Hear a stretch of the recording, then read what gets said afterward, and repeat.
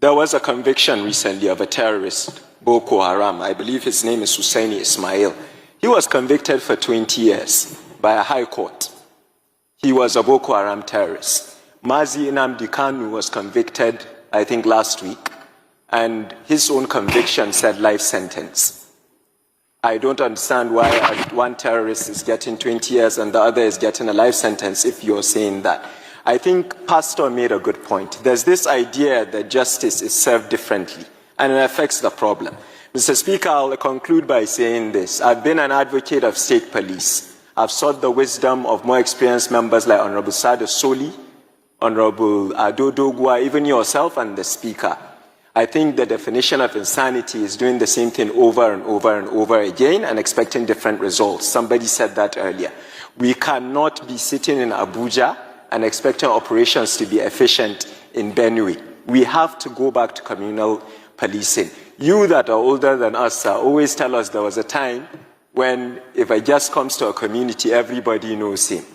We have to get the traditional leaders involved and go back to state policing. This parliament, under your leadership, and I know the excellent work you're doing in the Constitutional Review Committee. Verdict was handed down to Nnamdi Kanu on Friday. They've been waiting to see the next step.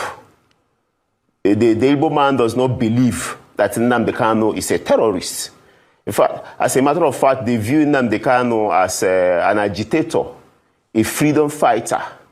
They see his ideologies as that of someone who is a catalyst for change, who is fighting for the marginalization of Igbo within the political space of Nigeria.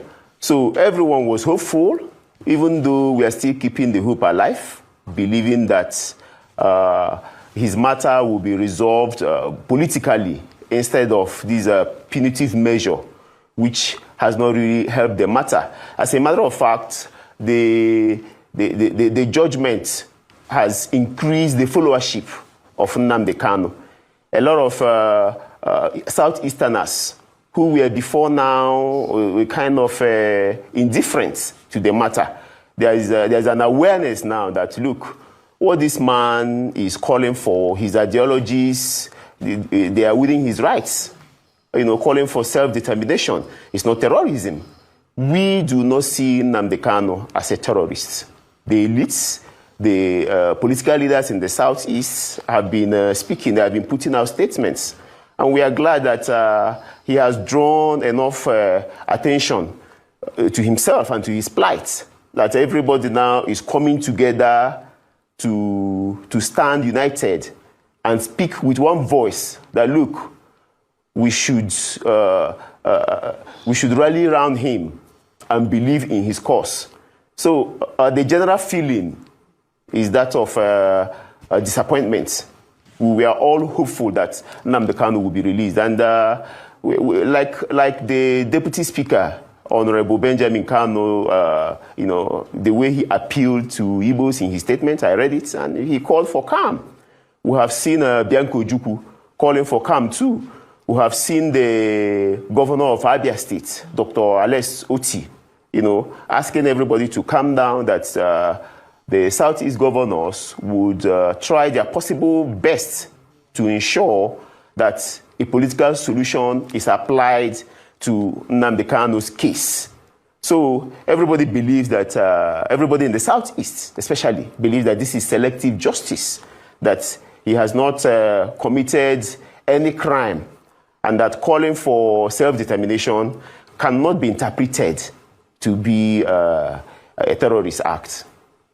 All right, Dr. Ngulaji, thank you for setting the tone for the conversation. I'd like to ask you two questions.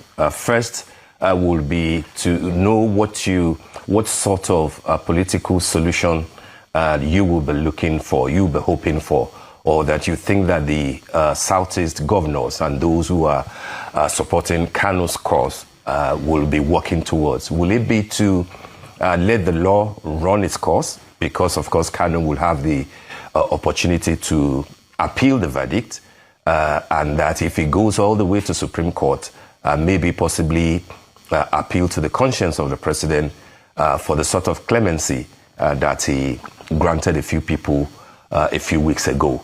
Will that be the option that you'll be looking at, since you have highlighted that a political solution was still possible? The second part of my question will be to ask you if you have any message to the families of many people who reports claim were killed, some, badly massacred on account of the orders that Kanu allegedly issued in many of his broadcasts. As you may be aware, 99% of such people are also of Igbo extraction in Igbo land. What do you say to those? Their families who have lost, loved ones who were killed, many instances over several years, on account of the fact that Nnamdi Kanu allegedly issued direct instructions to have them exterminated if they flouted his orders. Civilians, police officers, military personnel, etc. What do you say to those people on account of this judgment now?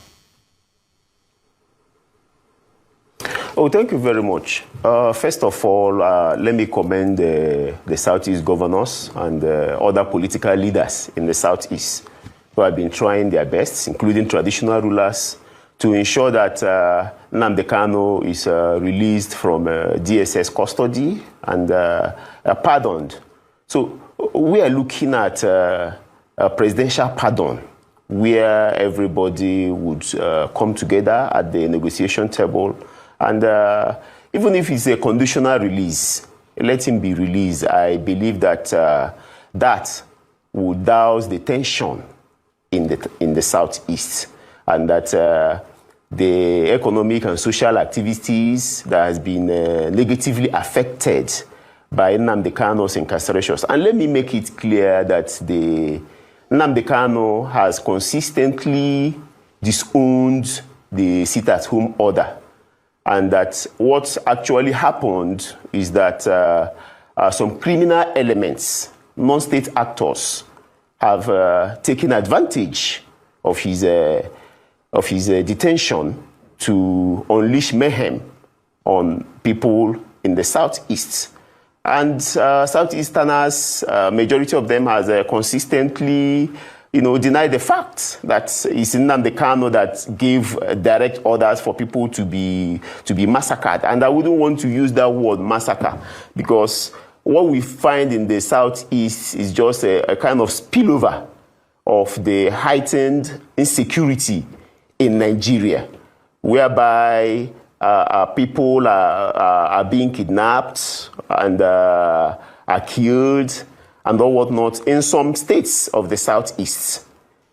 It's the sit-at-home order is more or less like a solidarity to Nnamdi Kanu, who has been in custody now for a couple of years. Well, I sympathize with families that have lost loved ones in the Southeast.